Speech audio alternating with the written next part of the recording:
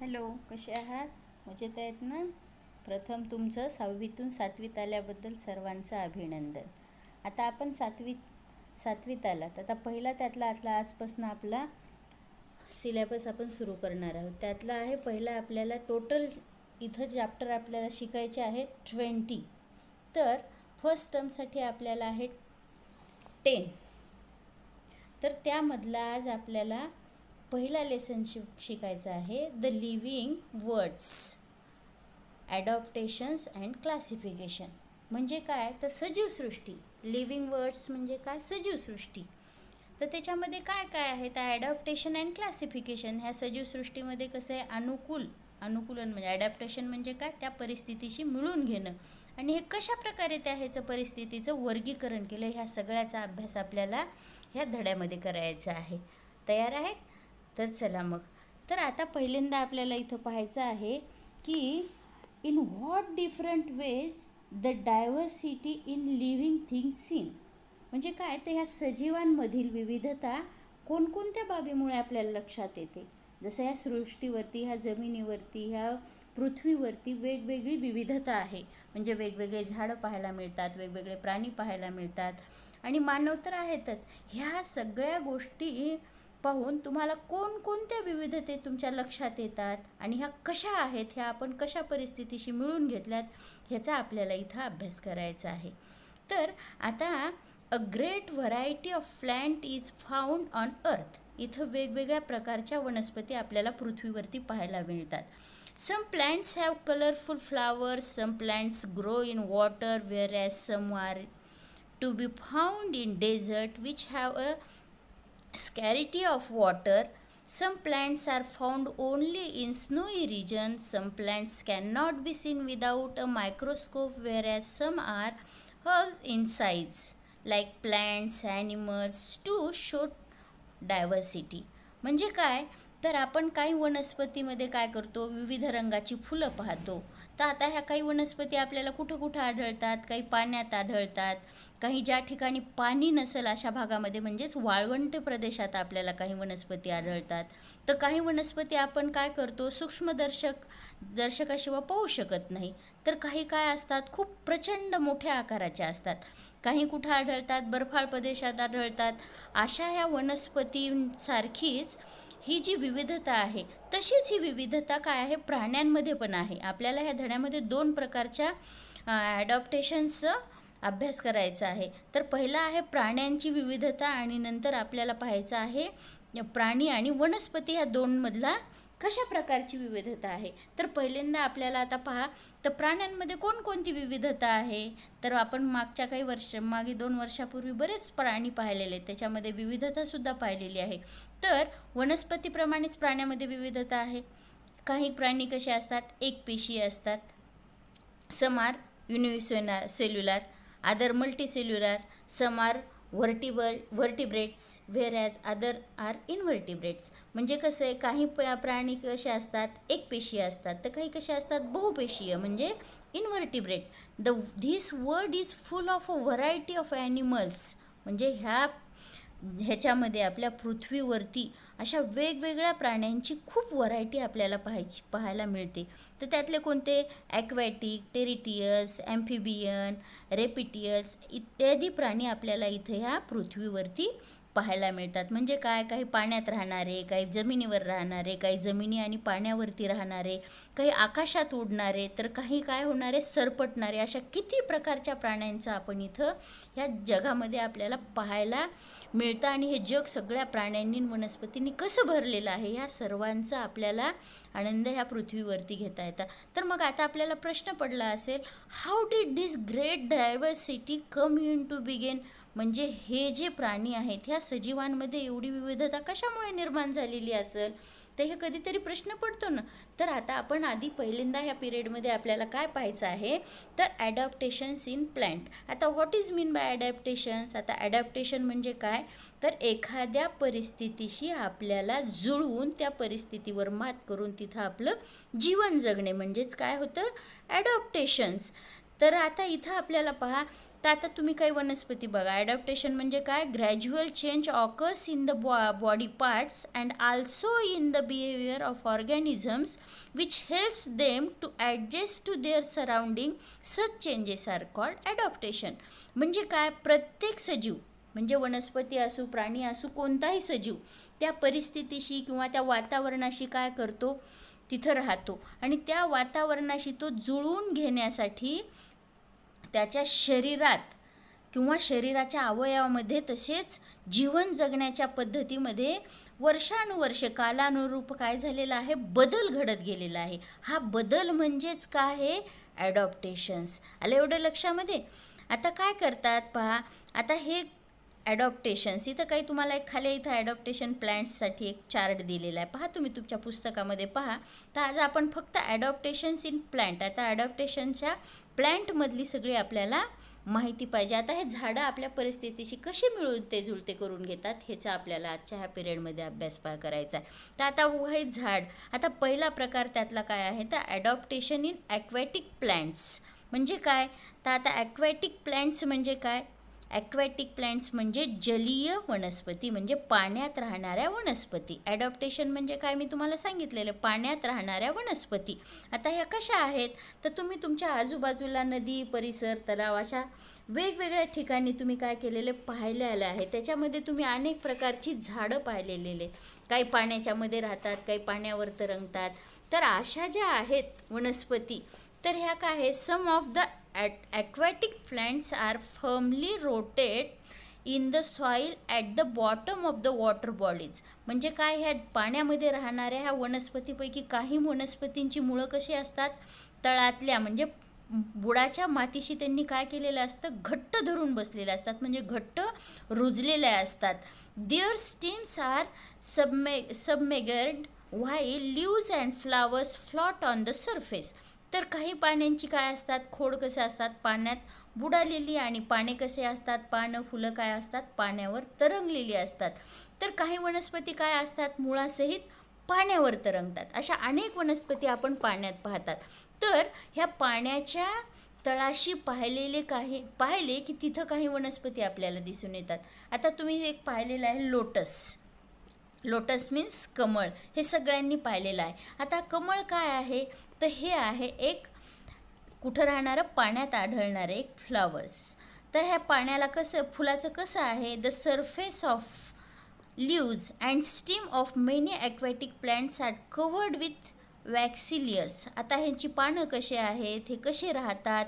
तर आता इथं आपल्याला ह्या लीव्ज आणि पानाविषयी ह्या लोटसची माहिती दिलेली पहा. Some plants are entirely floated. Their roots are anchored in the soil. The surface of leaves and stems are many aquatic plants and covered with the waxy layers. तर आता ह्या पानांची, ह्या जे पाण्यात असतात त्या पाण्याची मांडणी कशी असते? तर आता काय असतं? काहीचं वनस्पतीचं देठ कसं असतं? ह्या पाण्यात आढळणाऱ्या मऊ आणि लवचिक आणि आतून पोकळी असलेलं हे देठ असतं. ह्याच्यामुळं काय होतं? तर ह्या वनस्पतींची पानं, खोडं ह्यांच्यावरती काय असतं? एक प्रकारचा वॅक्सी लेअर असतो. म्हणजे काय असतं? असं चोपडेपणा म्हणजे तेलकट असा लेअर त्याच्यावरती असतं. त्याच्यामुळं काय होतं? तर त्या पाण्यांचे जे देठ मऊ, पोकळ आणि हा लवचिकपणा असतो त्याच्यामध्ये किंवा त्याच्यावरती वॅक्सी लेअर असतो त्याच्यामुळं काय होतं? त्या वनस्पतींना की पाण्यामध्ये त्या राहतात तर त्यांचा पाण्यापासून त्यांना कोणत्याही प्रकारचा त्रास होऊ नये. जर पाण्यात त्या तशाच राहिल्या असत्या तर त्या सडल्या असत्या. म्हणून त्यांना त्या परिस्थितीशी जुळून घेण्यासाठी त्यांनी त्यांच्यामध्ये केलेला बदल आहे, म्हणजेच त्यांनी त्या पाण्याशी ॲडॉप्ट केलेलं आहे. तर आता ह्या काही वनस्पती कशा असतात? तुम्ही कमळाचं फूल पाहिलं आहे, त्याचं पानं कशी असतात? लोटसच्या फ्लावर्सची अशी रुंद पसरलेली असतात. आणि काय असतात? काही रिबिणीसारखे पातळ असतात. काही जणांची गवत बिवत पाहा तुम्ही पाण्यावरती कसं असतं? असं लवचिक रिबिणीसारखं पातळ असतं. तर त्याचा फायदा काय? तर त्याचा फायदा असा होतो की ज्यावेळेस वेगाने पाण्याचा प्रवाह सुरू होतो किंवा पाणी वाहतं त्यावेळेस ते पातळ असलेला गवत काय होतं? आदर त्या पाण्यावरती तरंगतं. म्हणजे त्याच्या पाण्याचा कुठलाही नुकसान होत नाही पाण्याची. म्हणून हे त्या पाण्याशी पाण्याशी मिळतं जुळतं करून घेण्यासाठी, ॲडॉप्ट करण्यासाठी ही त्या फ्लावर्सची रचना केलेली असते. त्यांनी त्या पाण्यामध्ये आपल्यामध्ये तो बदल घडवून आणलेला असतो. आता हे लक्षात आलं का तुम्हाला ॲक्वॅटिक प्लांट्सचं? चला आता त्यानंतर सेकंड आहे adaptation in desert plant. Adaptations in desert plant. आता ॲडॉप्टेशन्स इन डेझर्ट प्लांट म्हणजे काय? आता डेझर्ट म्हणजे काय? वाळवंट. आता वाळवंटामध्ये म्हणजे जिथं पाण्याची कमतरता आहे अशा ठिकाणी झाडांची रचना कशी असते? तर आता इथं काय करायचं तुम्हाला एक सांगितलं त्यांनी, तर ह्या 2 झाडं घ्यायला सांगितले. तर take 2 potted plants, take 2 potted plants, one a cactus and other of a leafy plant. Tie plastic bags loosely around the leaves of these plants and keep them in sunlight from early in the morning. In the afternoon, bring those pots into the classroom and observe them. Has some quantity of water collected in both bags. आता काय करायचं तुम्हाला 2 plant घ्यायला सांगितले. ते कॅक्टसचं आणि एक तुम्हाला ज्या झाडाला पानं आहेत असं प्लांट घ्यायचं आणि त्याला काय करायचं प्लॅस्टिकच्या बॅगनं कव्हर करायचं, झाकून टाकायचं आणि त्याला थोडा वेळ सोडून दिल्यानंतर त्याला काय करायचं सनलाईटमध्ये ठेवायचं. सनलाईटमधून आणून तुम्ही त्याचं थोड्या वेळा निरीक्षण करा. तर काय होईल तुम्हाला, तर दोन्ही पिशव्या तुम्हाला त्या पिशव्यामधील पाण्याचं प्रमाण काय होतं, त्या पिशव्या ज्या घातल्या तुम्ही कॅरी बॅग त्याच्यावरती झाले प्लॅस्टिकचं कव्हर घातले, तर त्या प्लॅस्टिक कव्हरवरती काही झाडांमध्ये तुम्हाला त्याच्या झाडानं सोडलेलं पाण्याची बारीक बारीक डॉट्स दिसतात, थेंब दिसतात. तर एका झाडावरती तुम्हाला दिसणार नाही. तर हे असं कशामुळं? तर ह्या दोन्ही पिशव्यामध्ये पाण्याचं प्रमाण सारखंच दिसतं का? काही ह्याच्यात जास्त दिसेल, काही ह्याच्यात तर नाही दिसणार. ते वेगवेगळे असतात. तर काय होतं, desert plants are either leafy leaves or their leaves are like small needles or have been modified into thorn. As a result, they lose very little water by evaporation. Then the stem stores water and food and is therefore fleshy. म्हणजे कसं आहे, आता पहा तुम्ही dessert म्हणजे वाळवंटात जी झाडं असतात ती कॅक्टस पहा, तुम्हाला उदाहरण कॅक्टसचं म्हणजे कोरफड माहिती आहे. कोरफड कशी असते, तिला पानं असतात का? नाही. तर कोरफड ही एक कमी पाण्यात वाढणारी वनस्पती आहे. तर ती काय होते, तिचं पानं नसल्यामुळं ती काय होते, तिचं देठ असं फ्लशी असतं, म्हणजे कसं मगजदार असतं. तसं बाकीच्या झाडामध्ये तुम्ही पहा, बाकीची झाडाची पानात राहतात, म्हणजे कुंडीमध्ये असतात, इकडं असतात, आपण शेतात ते लावलेली झाडं, तर त्यांना कसं काही झाडांना पानं फुलं हे सगळे असतात. पण ह्या कॅक्टसनं काय केलेलं असतं, हे त्या परिस्थितीशी जुळून घेण्यासाठी त्यानं काय केलं की आपला जो खालचा मगज भाग कसा केला, त्यांनी तो मगजदार केला, फ्लशी बनवला. तर त्याच्या संरक्षणासाठी त्याला काय केले, त्याच्यावरती पानाचं जे रूपांतर आहे, तर पानं कशासाठी असतात की आपल्याला फोटोसिंथेसिस करण्यासाठी. जर त्या वाळवंटातल्या झाडाला जर लीव्स असतील तर तिथं फोटोसिंथेसिस होऊन काय झालं असतं, सगळं पाणी त्याचं निघून गेलं असतं आणि त्या झाडाला पुरेसं पाणी मिळालं नसतं. म्हणून त्या परिस्थितीस मिळतं ॲडॉप्ट करण्यासाठी त्या वनस्पतीचं रूपांतर त्याने स्वतःचं कशामध्ये करून घेतलं की त्याचं पानं काढून आपला जे खालचा देठाचा भाग आहे तो कसा झालेला आहे, फ्लशी झाला आहे. तर आपल्या इकडं कसं आहे, आता पहा की आपल्याकडे फोटोसिंथेसिस होण्यासाठी पानं आहेत, फळं आहेत, फुलं आहेत, हे सगळं आपल्या परिस्थितीत इकडं ऊन वारा पाऊस भरपूर असल्यामुळं इथं सगळं तसं झाडांना आहे. एवढं लक्षात आलं. The stems are green as they perform photosynthesis in the days absent of leaves. Their root penetrate deep into the soil and some roots spear away into the soil in search of water.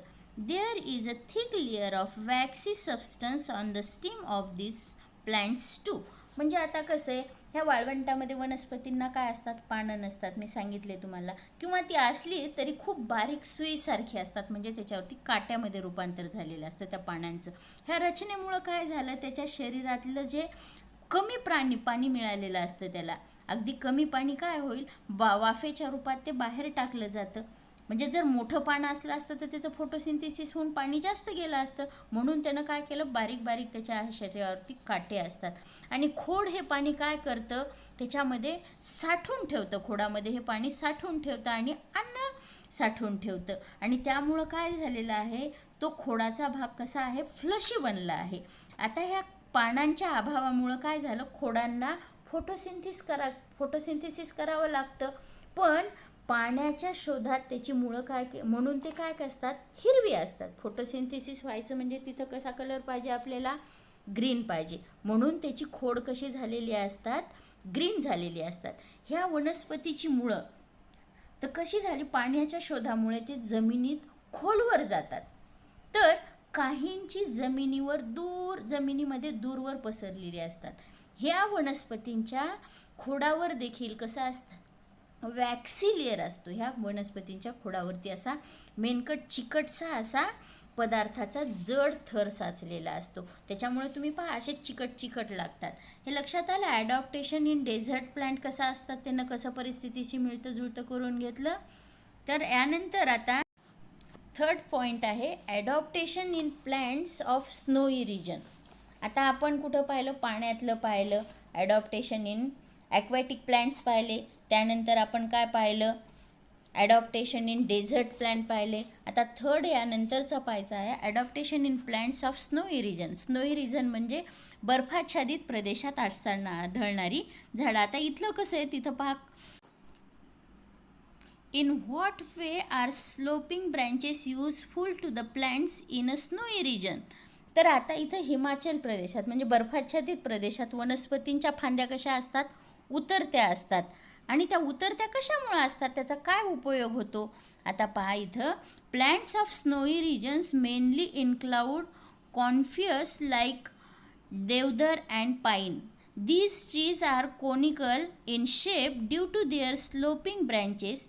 In the heavy snowfall and extreme cold in these regions, their conical shape prevents the snow from accumulating on the tree, and the thick bark helps the trees to withstand the cold.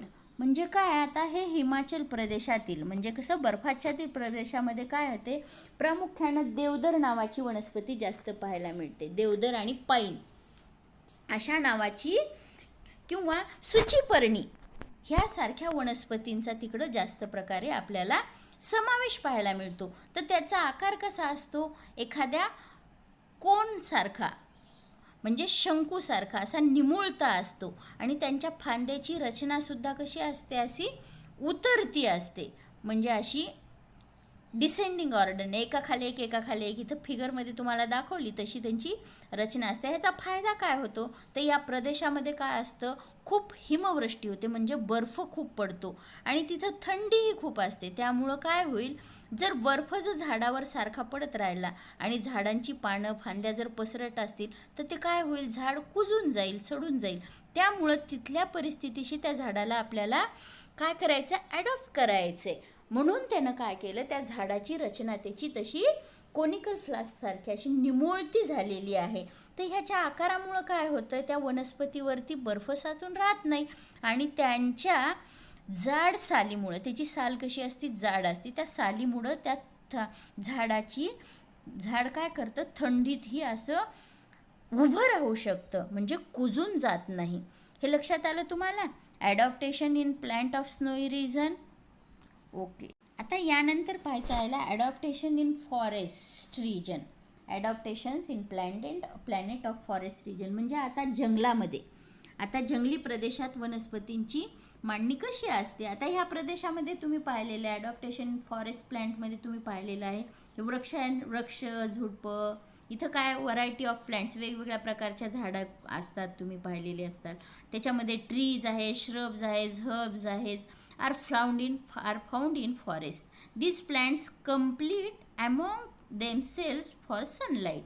Hence, trees grow tall to get sunlight and climbers in views grow to a great height with a support of tree, spiring like tendrils on the stems of some climbers in an example of adaptations. म्हणजे काय, या प्रदेशामध्ये वृक्ष, trees, shrubs and herbs म्हणजे वृक्ष, झुडपे, रोपटे अशा अनेक प्रकारची झाड आढळतात. मग इथं काय होतं, सूर्यप्रकाश, सनलाईट मिळवण्यासाठी ह्यांच्यामध्ये एक प्रकारची स्पर्धा लागलेली असते की जंगलामध्ये सूर्यप्रकाश म्हणजे सनलाईट मिळवण्यासाठी काय असतं, वृक्ष खूप उंच वाढतात. तसेच त्याच्या आधारानं म्हणजे त्या झाडाच्या आधारानं काही वेलही तुम्हाला उंच वाढलेली पाहायला मिळतात. जंगलात काही वेली आपल्या झाडाच्या आधारानं उंच सूर्यप्रकाश घेण्यासाठी वाढत जातात. असं हे काय आहे इथं त्यांनी केलेलं स्वतःमध्ये एक प्रकारचं ॲडॉप्टेशन्स आहे. आता यानंतरचा आहे प्रकार तुम्हाला पाहिजे ॲडॉप्टेशन इन ग्रासलँड प्लांट्स. आता ह्याच्यामध्ये काय आहे तर गवताळ प्रदेश, ग्रासलँड म्हणजे गवताळ प्रदेशात वाढणारी वनस्पती. आता ती कशी त्यांनी तिथल्या परिस्थितीची ॲडजस्ट केलेली. Diverse types of bushes and grasses are found in the grassland. Fibres, roots of grasses prevent soil evolution. Forests in the equatorial regions are dense. Animals like tiger, elephants, and deer can remain hidden in these grasses. However, grasses in cold region are very short. Animals like rabbit are found in such grasses. Vast meadows are found in hilly areas as well as plants. आता म्हणजे काय, हे जे गवत आहे, grass आहे, हे कसं असतं, ह्या ग्रासच्या तुम्ही खालचे त्याची रूट पाहिलेली, ही कसं आहे तंतुमय आहे, अगदी एकदम फायबर्ससारखे बारीक बारीक असतात. त्याची जी रूट असतात ती असतात फायबर्ससारखी असतात. तर ही कशामुळं असतात तर ही जमिनीची धूप थांबवण्यासाठी म्हणजे तिथली धूप थांबवण्यासाठी ह्या बारीक फायबर्ससारख्या मुळांचा रूटचा वापर तिथं केलेला जातो. तर ह्याच्यामुळं काय होतं, ही वनस्पती कुठं विषुववृत्तीय प्रदेशात जिथं दाट जंगल आहे अशा ठिकाणी इथं आपल्याला पाहायला मिळतं. हे कशासाठी केलं तर तिथं काही प्राणी लपून राहतात. मग थंड प्रदेशात आढळणारे उंच गवत, उंचीने खुजे असलेले गवत म्हणजे ग्रास हे काय असतात, तिथं राहणाऱ्या प्राण्यांना ते अनुकूल असतात. म्हणजे त्या गवतामध्ये लपून राहण्यासाठी तिथल्या प्राण्यांना त्याचा उपयोग होतो. मग तिथं त्या परिस्थितीशी मिळून ते जुळतं घेण्यासाठी तिथल्या प्राण्यांशी त्या गवताची रचना झालेली आहे. डोंगर उतारावर, पठारी किंवा मैदानी प्रदेशात ह्या प्रमाणावरची आपल्याला वनस्पती म्हणजे ही गवताळ प्रदेशातील वनस्पती अनुकूल करून घेतलेली पाहायला मिळते. एवढं लक्षात आलं. आता यानंतरचा पॉईंट आहे ॲडॉप्टेशन for injection for food in plants म्हणजे अन्नग्रहणासाठी त्या वनस्पतीमध्ये झालेली अनुकूलता कशी आहे. तर काय झालेले इथं काही वनस्पती ह्या जमिनीवर स्थिर किंवा स्वयंपोषी असतात म्हणजे स्वतःचं अन्न स्वतः तयार करतात, हे तुम्ही पाहिलेले. तर काही वनस्पती काय करतात, दुसऱ्या वनस्पतींवरती अवलंबून असतात. तर ह्या ज्या वनस्पती आहेत ते ह्या कशा अन्न तयार करतात तर इथं काय झालेलं, काही एक तुम्हाला ॲक्वारॉटिक पीक नावाची एक वनस्पती म्हणजे अमरवेल. तर हवेवर प्लांट्स लाईक देवदर म्हणजे देवदर ही वनस्पती आहे. ती कशी आहे, the plant body of Deodhar consist of yellow wire like stems. It is leafy फ्लिश म्हणजे ह्याचे पानं कसे आहेत, लिफ फ्लेश म्हणजे ही जी वनस्पती आहे नुसती बारीक अशी पिवळसर एखाद्या वायरसारखी आहे, त्याच्यावरती पानं नसतात. पण तरीही ही वनस्पती फोटोसिंथेसिस करते. तर कशी करते तर हिच्यामध्ये त्या ज्या रूटमध्ये एक ॲब्सॉर्ब करण्याची न्यूट्रिशियंट्स असतात. तर ते न्यूट्रिशियंट्स त्या ज्या झाडावरती वनस्पतीची वेल वाढते त्यामध्ये ते ॲब्सॉर्ब करतात आणि आपली वाढ पूर्णपणे त्या परिस्थितीशी मिळतीजुळती करून घेण्यासाठी त्याच्यामधनं वॉटर, फूड हे ॲब्झॉर्ब करून राहतात. त्यानंतर तुम्ही फंगी पाहिलेली. फंगी कुठं वाढते की एखाद्या ब्रेडवर, भाकरीवरती ही फंगी वाढते म्हणजे बुरशी वाढते. मग ही बुरशी ग्रीन कलरची असते का तर नाही. मग हिच्यामध्ये फोटोसिंथेसिस मग अन्न तयार कसं करतात तर ही जी बुरशी आहे, ही जी फंगी आहे ही काय करते, एखाद्या पदार्थावरती वाढते तेव्हा त्या पदार्थामधलं जे काय न्यूट्रिशियंट्स आहे तिला जे आवश्यक आहे नायट्रोजन, फॉस्फरस आणि पोटॅशियम्स लाईक ते ॲब्सॉर्ब करून घेते आणि त्या परिस्थितीमध्ये ती काय करते तिथं वाढते. म्हणजे हा जो पॉईंट आहे adaptation in ingestion of food in plants हा तुमच्या लक्षात आलेला असेलच. तर आता ह्या वनस्पतीच्या वाढीसाठी नायट्रोजन, फॉस्फरस आणि पोटॅशियम घटकाची आवश्यकता असते. मग ही जी वनस्पती जमिनीत काय करते, नायट्रोजनची कमतरता असते. अशा ठिकाणी ज्या वाढणाऱ्या काही वनस्पती आहेत, जसे की तुम्हाला व्हीनस फ्लायट्रॅप आहे, तर ही जी काय करते, ही काय एक वनस्पती कीटकांचं भक्षण करते. म्हणजे तिचे अरेंजमेंट आहे, तिचे पान असे उघडे होतात आणि ज्यावेळेस कीटक त्याच्यावरती बसतो, म्हणजे एखाद्या मधमाशीचं पाहिलं असेल तुम्ही, ज्यावेळेस ती मध गोळा करण्यासाठी झाडावर बसते त्यावेळेस ती वनस्पती काय करते, क्लोज होते आणि मग कीटक त्या वनस्पतीमध्ये अडकला जातो. तेव्हा ती वनस्पती क्लोज झाल्यानंतर ती वनस्पती त्या कीटकाला गिळून टाकते आणि त्यापासून जो मिळणारे तिला आवश्यक असणारे घटक ती आपल्यामध्ये शोषून घेते आणि काय करते, आपली वाढ पूर्ण करते. अशा प्रकारे हा इथला पॉईंट तुमचा संपलेला आहे. तर आपण यामध्ये आज काय केलेलं, पूर्ण प्लॅन्ट्सचं ॲडॉप्टेशन्स कशा प्रकारे झालेले हे 3 ते 5 पॉईंट आपण इथं अभ्यासलेले. यानंतरचा पुढील पार्टमध्ये आपण अभ्यास करू. ठीक आहे.